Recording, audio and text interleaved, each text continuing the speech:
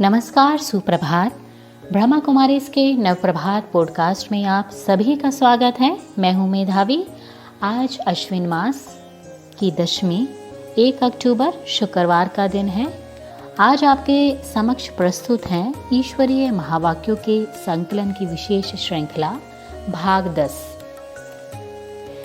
एक व्यर्थ संकल्प मास्टर सर्वशक्तिमान को हैरान कर दे या अनेक जन्मों का जड़जड़ी भूत संस्कार मास्टर सर्वशक्तिवान को महावीर, विघ्न विनाशक, त्रिकालदर्शी, स्वदर्शन चक्रधारी को परेशान कर दे, पुरुषार्थ में कमजोर बना दे, ऐसे मास्टर सर्वशक्तिवान को क्या कहेंगे?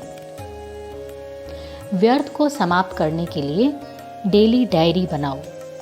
इस रीति अपने समय को भी फिक्स करो कि आज के दिन बुद्धि में विशेष कौन सा संकल्प रखेंगे या आज महावाक्यों द्वारा क्या कर्तव्य करेंगे। वह फिक्स होने से साधारण व व्यर्थ बोल जो एनर्जी को वेस्ट कर देते वह बच जाएंगे। कम खर्च बाला नशीन अर्थात संकल्प वही उत्पन्न होगा जिससे सिद्धि प्राप्त हो जाएगी। समय भी वही निश्चित होगा कि जिसमें सफलता हुई पड़ी है। इसको कहते हैं सिद्धि स्वरूपा। अधिकारी पिता समान, सदा कल्याणकारी, रहमदिल, महाज्ञानी, गुणदानी। बाप का हर संकल्प, हर बोल, हर कर्म द्वारा साक्षात्कार कराने वाले साक्षात ईश्वर पिता समान होंगे। जितना जितना स्वस्थिति, श्रेष्ठ स्थिति, ज्ञान स्वरूपा, आत्मा के सर्व गुणों से संपन्न स्थिति, अचल, अडोल, निरंतर और एक रस होती जाएगी तो उतने ही संकल्पों की हलचल समाप्त होती जाएगी। जैसे साकार में माता पिता को देखा कि दोनों के ही नशे में संकल्प की भी हलचल नहीं थी। किसी भी प्रकार का वार होने से और हार खाने से भी निश्चिंत। ना मालूम माया हार नहीं खिलाए, विजयी बनेंगे या नहीं बनेंगे, इस कमज़ोर संकल्प से भी निश्चिंत। क्योंकि सामने दिखाई दे रहा है। क्या ऐसा अनुभव होता है? कमज़ोर संकल्पों की चिंता में कि माया आ नहीं जाए, कमज़ोर हो नहीं जाऊं और मुझे सफलता मिलेगी या नहीं। क्या इस भय के भूत के वश अपना समय और शक्ति या व्यर्थ तो नहीं गंवाते हो? ऐसा कमज़ोर संकल्प करना अर्थात स्वयं में संशय का संकल्प रखने से कभी भी संपूर्ण नहीं बन सकेंगे। क्या स्मृति स्पष्ट नहीं है कि मुझ श्रेष्ठ आत्मा ने विजयी बनने का पाठ अनेक बार बजाया है?